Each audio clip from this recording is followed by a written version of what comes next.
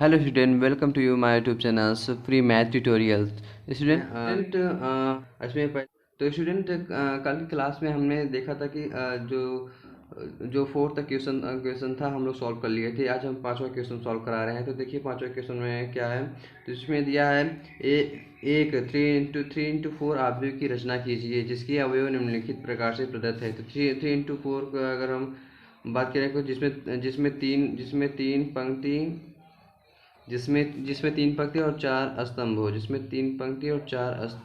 हो तो इसी प्रकार हम इस अवयव की रचना करेंगे। तो इसमें देखिए A11 A12 A13 A14 A21 A22 A23 A24 A31 A32 A33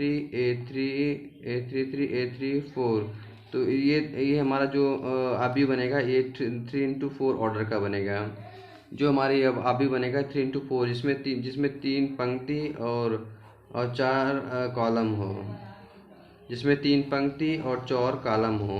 तो इस इक्वेशन में हमें इसी प्रकार से अवयव को फाइंड करना है। तो जिसमें तीन पंक्ति और चार स्तंभ हो। इसमें देखिए आपको क्या कहा है, एक 3 into 4 अवयव की रचना कीजिए जिसकी अवयव निम्न प्रकार से प्राप्त हो, जिसमें तीन पंक्ति और चार स्तंभ हो। तो देखिए आइए, तो पहले हम सॉल्व करते हैं A11 के लिए, जिसमें पहली पंक्ति पहला स्तंभ। इसमें 1/2 रखेंगे तो जहाँ I है वहाँ 1 और जहाँ J है वहाँ भी 1। तो -3 into 1 + 1।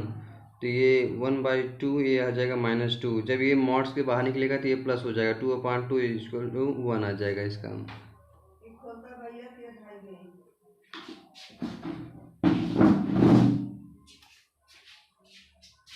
थोड़े रख देने थोड़े रख दे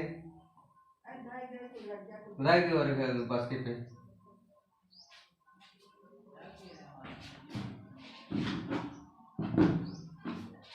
तो ये हमारा 1 आ जाएगा। जो A11 निकालेंगे तो 1 आ जाएगा। तो इसी प्रकार दूसरी दूसरी पहली पंक्ति दूसरा कॉलम है तो A12 के लिए निकालेंगे तो 1/2, जिसमें I का मान 1 है, J का मान 2 है। तो I का मान 1 रखेंगे और J का मान 2। 3 into 1 + 2।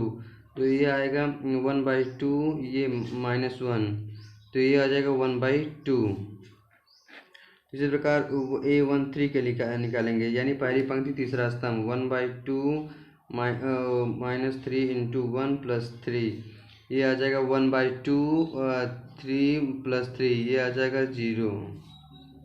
इसी प्रकार 1/4 के लिए निकालेंगे, यानी पहली पंक्ति और चौथा स्तंभ। तो 1/2 -3 into 1 + 4, ये आ जाएगा 1/2 मॉड में -3 + 4 = 1/2 हो जाएगा। इसी प्रकार दूसरी पंक्ति और पहले स्तंभ के लिए निकालेंगे, तो यानी दूसरी पंक्ति पहले स्तंभ के लिए 1/2 मॉड में -3 into 2 + 1 हो जाएगा। तो ये 1/2 -6 + 1 यानी ये आ जाएगा 5/2। ये -5 नहीं होगा, यहाँ मॉड में निकलेगा तो +5 हो जाएगा। तो इस प्रकार आगे देखिए A22 के लिए निकालेंगे तो 1/2 मॉड में -3 into 2 + 2 हो जाएगा, 1/2 हो जाएगा। -6 + 2 ये हो जाएगा 2 हो जाएगा। तो ये 2 3 के लिए निकालेंगे तो 1/2 हो जाएगा, -3 into 2 + 3 हो जाएगा। ये 1/2 मॉड में -6 + 3 हो जाएगा, ये 3/2 हो जाएगा। इसी प्रकार 2 4 के लिए निकालेंगे, दूसरी पंक्ति और चौथा स्तंभ 1/2 -3 into 2 + 4, ये 1/2 -6 + 4, ये आ जाएगा 1 आ जाएगा। यहाँ जब -2 और -2 जब बाहर निकलेगा वो +2 हो जाएगा, 2/2 हो जाएगा, 1 आ जाएगा ये। इसी प्रकार तीसरी पंक्ति पहले स्तंभ के लिए निकालेंगे तो तीसरी पंक्ति पहले स्तंभ के लिए 1/2 -3 into 3 + 1, यह देखिए क्या आ जाएगा 1/2 -9 + 1 यानी ये जाएगा 4। इसी प्रकार तीसरी पंक्ति दूसरे स्तंभ के लिए निकालेंगे, तीसरी पंक्ति दूसरे स्तंभ 1/2 माइनस 3 × 2 प्लस 2, सॉरी यहाँ 3 रहेगा, 1/2 माइनस 9 प्लस 2 हो जाएगा, ये हो जाएगा 7/2। इसी प्रकार तीसरी पंक्ति तीसरे स्तंभ के निकालेंगे तो ये हो जाएगा 1/2 माइनस 3 × 3 प्लस 3 हो जाएगा, ये 1/2 माइनस 9 प्लस 3 हो जाएगा, ये हो जाएगा 2 आ जाएगा, सॉरी 3 आ जाएगा। यहाँ देखिए, यहाँ से जब -9 प्लस 3 करेंगे तो -6 हो जाएगा, -6 बाहर निकलेगा तो +6 हो जाएगा, 6/2 रखेंगे तो 3 आ जाएगा। इसी प्रकार तीसरी पंक्ति चौथे कॉलम के लिए देखेंगे, तीसरी पंक्ति चौथे कॉलम के लिए देखेंगे तो इसमें 1/2 इंटू मार्ड में -3 × 3 प्लस 4 हो जाएगा, ये 1/2 हो जाएगा, -9 प्लस 4 हो जाएगा, ये हो जाएगा 5/2। जब इसका हम 3 × 4 ऑर्डर का 3 × 4 आव्यूह की रचना करेंगे तो देखिए क्या होगा, 3 × 4 ऑर्डर की आव्यूह, तो आव्यूह यहाँ हम नीचे लिख लेंगे, तो आव्यूह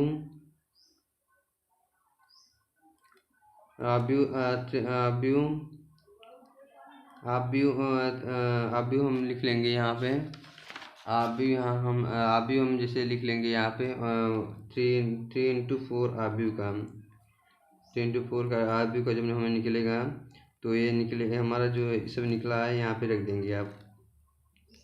तो ये वहाँ A11 के स्थान पे क्या था, यहाँ देखिए ऊपर, यहाँ सब वैल्यू पुट कर देंगे। तो इसी प्रकार देखिए यहाँ जो इसकी 3 × 4 ऑर्डर का जो निकलेगा, A11 के स्थान पे आया था 1, और A12 के स्थान पे आया था 1/2, और A13 के स्थान पे आया था 0, A14 के स्थान पे आया था 1/2, A2 यानी दूसरी पंक्ति पहले स्तंभ के लिए आया था 5/2, और देख लीजिए आप ऊपर।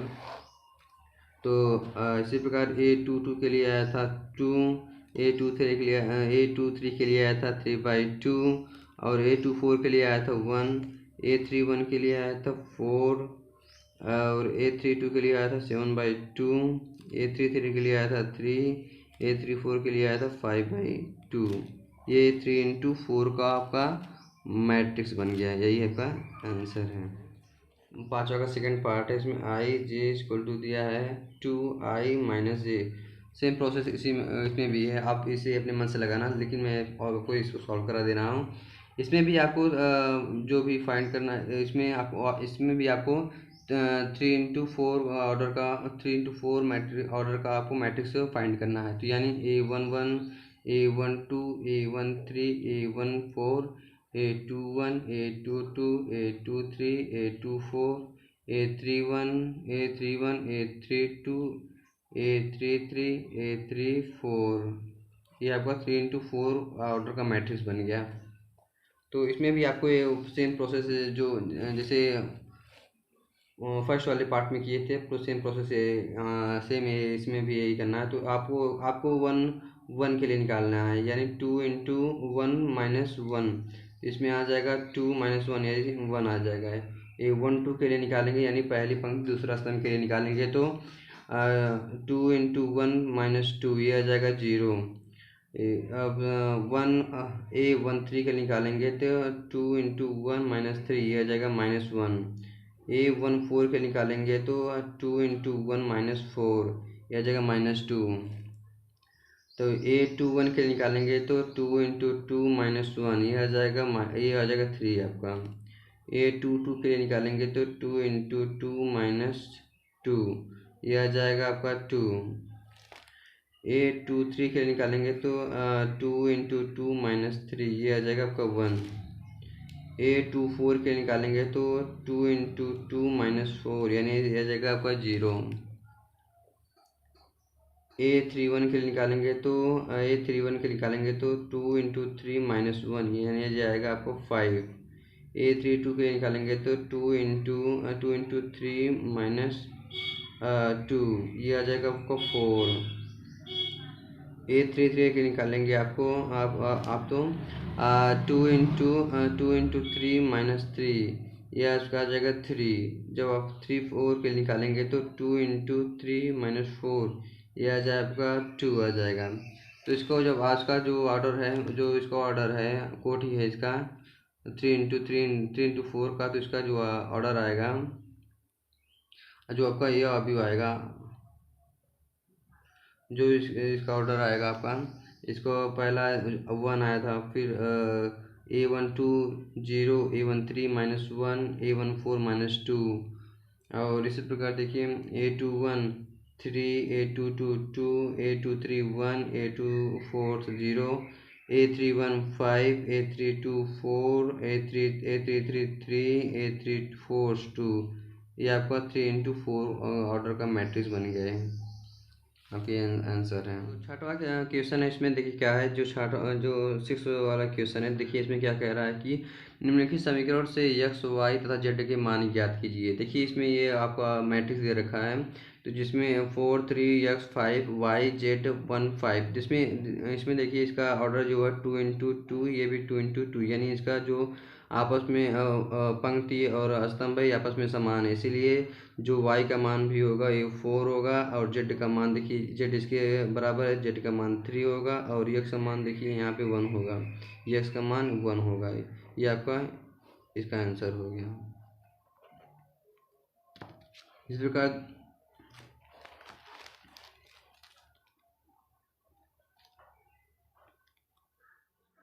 प्रकार देखिए स्टूडेंट, जो सिक्स वाला क्वेश्चन था उसका सेकंड पार्ट देखिए। सेकंड पार्ट में भी आपका जो इसमें देखिए ये भी 2 into 2 ऑर्डर का मैट्रिक्स आपका बना, जिसमें देखिए इसमें भी जिसे वर्ग आप भी कहते हैं। जैसे देखिए इसमें पंक्तियों की संख्या स्तंभों की संख्या समान, जिसमें पंक्तियों की संख्या और स्तंभों की संख्या समान हो उसे वर्ग आप भी कहते हैं, यानी स्क्वायर मैट्रिक्स कहते हैं। जिसमें पंक्तियों की संख्या और स्तंभों की संख्या समान हो उसे स्क्वायर मैट्रिक्स कहते हैं। देखिए इसमें भी पंक्तियों की संख्या और स्तंभों की संख्या दोनों में समान है, इसलिए दोनों आपस में इक्वल होगा, इसलिए दोनों आपस में इक्वल होगा। तो इसमें x + y का मान होगा 6 होगा, और इसमें 5 + z = होगा 5 होगा। ये क्वेश्चन नंबर फर्स्ट मान लीजिए, सेकंड मान लीजिए। और इसी प्रकार देखिए x y का मान होगा 8 होगा, ये क्वेश्चन नंबर थर्ड मान लीजिए। तो समय आप लिखेंगे यहाँ आगे समीकरण 2 से, जब आप लिखेंगे तो 5 + z = 5, या और लिखेंगे यहाँ पे z = ये आपको 5 - 5, यानी ये 0 आ जाएगा। तो आप लिखेंगे समीकरण 1 से, इसमें आपको x y z का मान फाइंड करना है। तो समीकरण 1 से लिखेंगे तो x + y = आपका आ जाएगा 6। इसमें आप y का वैल्यू जब निकालेंगे तो 6 - x आ जाएगा, ये क्वेश्चन नंबर 4 मान लीजिए। तो आप लिख दीजिए आगे समीकरण 4 का मान समीकरण 3 में रखने पर, जब यहाँ हम y का मान जब 3 में रखेंगे तो y की जगह पर रखेंगे तो 6 - x, तो x × 6 - x रखेंगे =8 रखेंगे। तो ये 6x हो जाएगा, ये -x² माइनस इधर आ जाएगा 8 हो जाएगा, ये =0 हो जाएगा। ये इधर जब x² को आगे लाएंगे तो x² माइनस + 6x - 8 हो जाएगा, ये माइनस से गुणा कर देंगे तो x² - 6x + 8 हो जाएगा। तो इसको आप लोग गुणनखंड जानते होंगे, क्या होगा इसका गुणनखंड, यानी इसका गुणा इसमें करेंगे तो यानी 8, या जो ये आपका गुणनखंड कैसे होगा, x² -4ax - 2x + 8, यानी 4 दूना 8, और इसमें जोड़ेंगे 6 आ जाएगा =0। देखिए इसमें x कॉमन लेंगे तो x - 4 आ जाएगा, इसमें 2 कॉमन लेंगे तो x - 4 आ जाएगा। ये तो x - 4 ये हो जाएगा, और ये x - 2 हो जाएगा। ये x वैल्यू 2 आ गई, यानी 4 और 2, अब हम x वैल्यू 2 आ गई।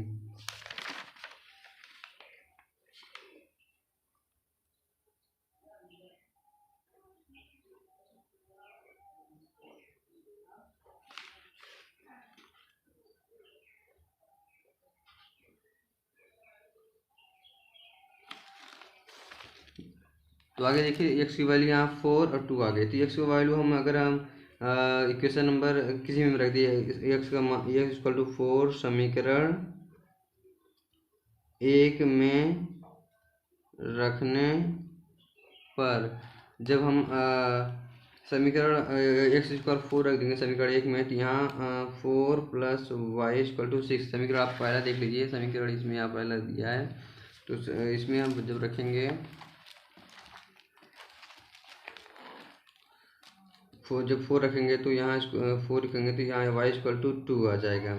तो आपका आंसर हो जाएगा, यानी इसमें एक्स का मान 4 और वाई का मान 2 और जेड का मान 0, यही आपका आंसर होगा। थर्ड पार्ट है वो वाला देखिए आप लोग, जो क्वेश्चन नंबर 6 का थर्ड पार्ट देखिए। इसमें भी आपको इसमें सिर्फ एक ही कॉलम दिया है, इसमें एक ही कॉलम दिया और 3 पंक्ति दिया है। तो इसमें देखिए इसमें भी आपस में ये दोनों बराबर होंगे, तो x plus y plus z equal to 9 हो जाएगा। क्वेश्चन नंबर फर्स्ट मान लीजिए x plus y equal to आपका ये आ जाएगा 5 आ जाएगा। क्वेश्चन नंबर सेकंड मान लीजिए y plus z equal to 7 आ जाएगा। क्वेश्चन नंबर थर्ड मान लीजिए। तो आप लोग समीकरण को सॉल्व कर दीजिए इसको। तो समीकरण को सॉल्व कैसे करेंगे, तो यानी आपको समीकरण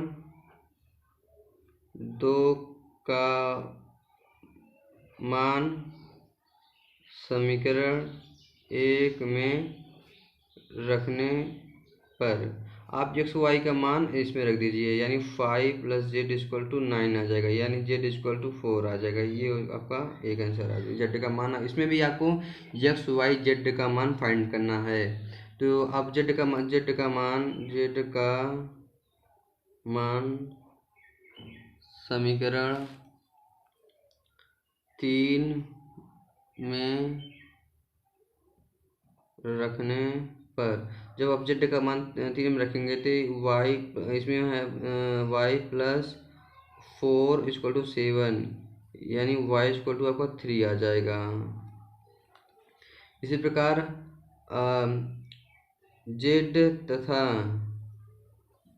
तथा वाई का मान समीकरण 1 में रखने पर, या आप ये भी कर सकते हैं जब वाई का मान समीकरण 2 में रखने पर आप किसी भी समीकरण में सभी की भी कोई भी इक्वेशन में कोई भी मान रख के आप एक्स की वैल्यू प्राप्त कर सकते हैं। ये हम वाई एक्स और वाई जेड का मान दोनों इक्वेशन में फर्स्ट में रख रहे हैं।